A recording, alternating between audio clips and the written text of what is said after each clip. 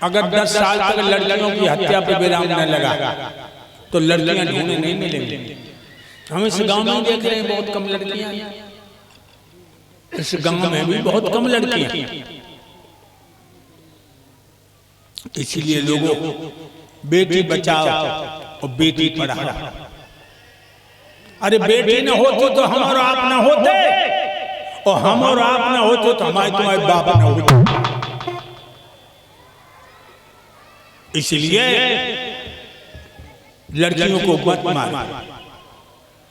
हम जिस घर में रुके हैं वह घर में 2 बेटियां हैं। मैं देखता हूं सुबह पूरे आंगन को, पूरे दरवाजे को साफ करती हैं। उन लड़कियों को देख करके मेरी आत्मा बड़ी प्रसन्न होती है। जिस घर में हम रोटी खाते उस घर की बात करता हूं। बेटियां दरवाजे को साफ करके, आंगन को साफ करते हैं, और ये लड़के नंबर 1 के हरामी होते हैं।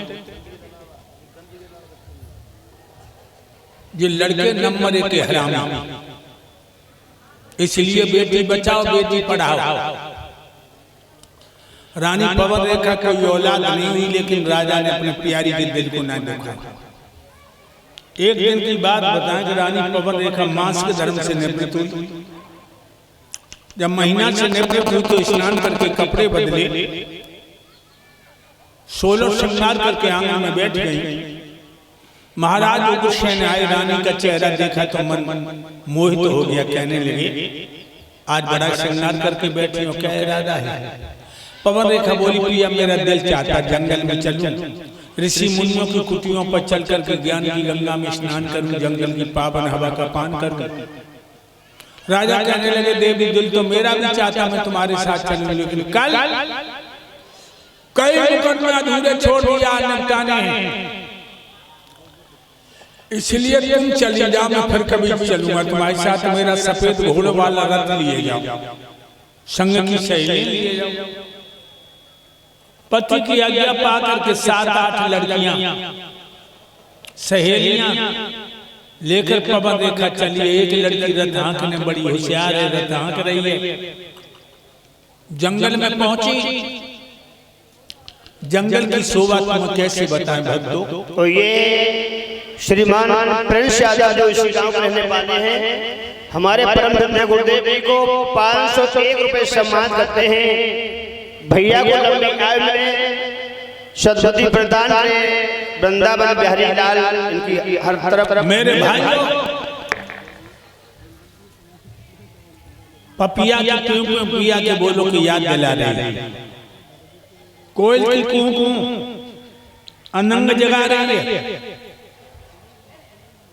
मोरों की कोहकन बदन में फुरफुरी पैदा कर रही है। मस्त मौसम को देख के पवन रेखा रथ में से कूद गई तो संग की लड़कियां कूद गई।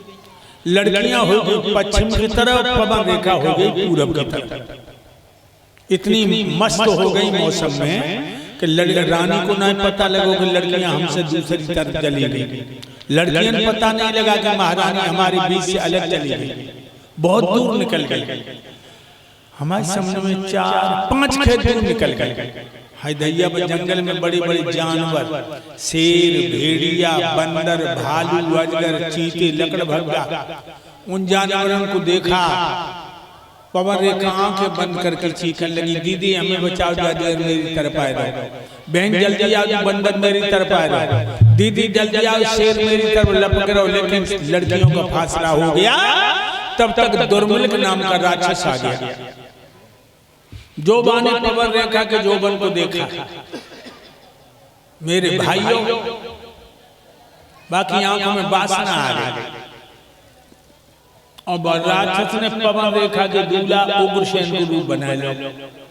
आंखें बंद करके चीख रही, दीदी हमें बचाओ दीदी। तो जो पवन रेखा का पति बन के सामने पहुंचा, बोला बबर शेर की औरत होकर भेड़ियों से डर गई। हाय दैया, जो बाने देखो बाने नहीं समझी छलिया है। बाने सोची हम चली आई, तो इनको मन नहीं लगा जो मेरे पीछे पीछे चले आई। और का बोलो कुत्ता वो मिठ बोलो, का बोलो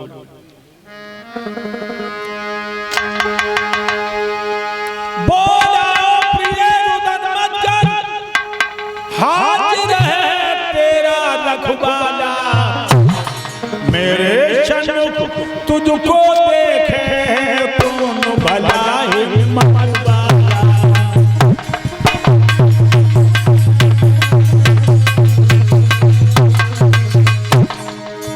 घबराओ नहीं रानी, मेरे सामने तुम्हें कोई आंख उठा के देखेगा उस कमीने की आंखें निकाल दूंगा।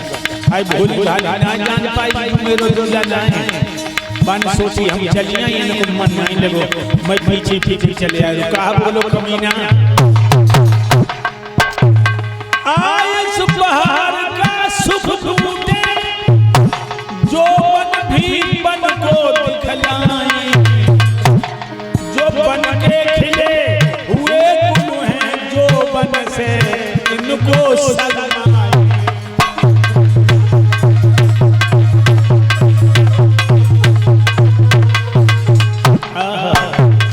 कितना सुंदर मौसम है, ऐसे मौसम में तुम्हारी गोदी खाली, हम तुम्हारी गोदी भरेंगे, बांझपन का नाम मिटा देंगे।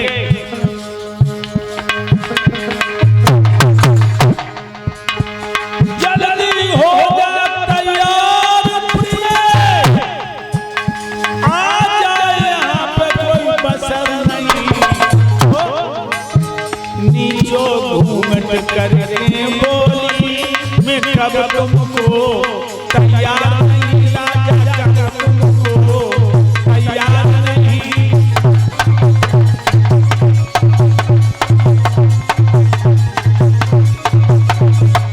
देखिए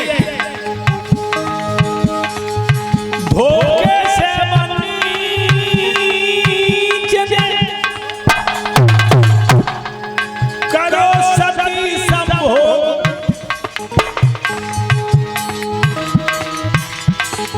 प्रकट हुई अंत में पापी को संयोग, धोखे से प्रबल रेखा की इज्जत से खेल लिया, धोखे से प्रबल रेखा की इज्जत से सारा रंगिया मजाक मनाकर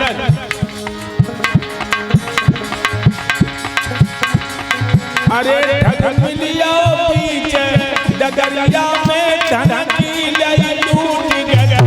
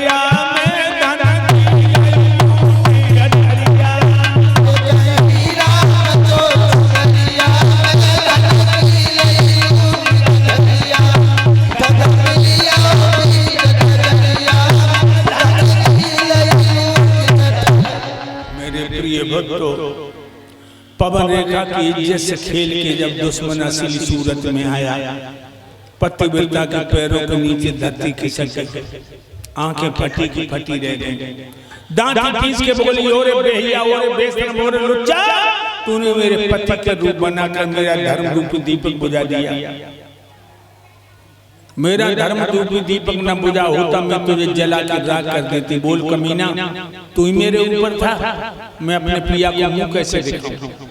इतना कह के हाथ से मुंह ढक करके फपक फपक के रोने लगी। श्री सुखदेव जी बोले हे राजा परीक्षित, राक्षस कहने लगा तुम्हें बड़ा दुख हुआ है। कल बनने वाली बहनाएं खड़ी हो जाएं, कुछ भैया हमारे सम्मान करेंगे। कल बनने वाली बहनाएं मैं बहुत दिनों से देख रहा तेरी गोद में कोई बच्चा नहीं, जा तूने मेरी इच्छा पूरी की है, मैं तेरी इच्छा पूरी करता हूँ। मेरे वीर से तेरी कोख से ऐसा बच्चा पैदा होगा जो अपने बाहुबल से सारे विश्व पे अपना अधिकार रोपेगा, वो गाय ब्राह्मण महात्मा को बहुत सताएगा और परमात्मा के हाथों से मारा जाएगा। रानी कहने लगी कमीना ये तो मैं भी जानती हूं, जब तू इतना लोफर और लफंगा है तो तेरे वीर से मेरे पेट में पलने वाला बच्चा कभी शरीफ नहीं होगा। चला जा कमीन, वरना तेरे मांस को नोच लूंगी। राक्षस चला गया। मेरे भाइयों,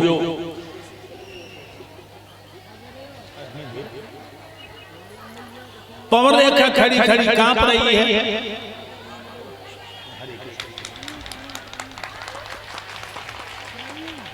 याद रखना भाइयों,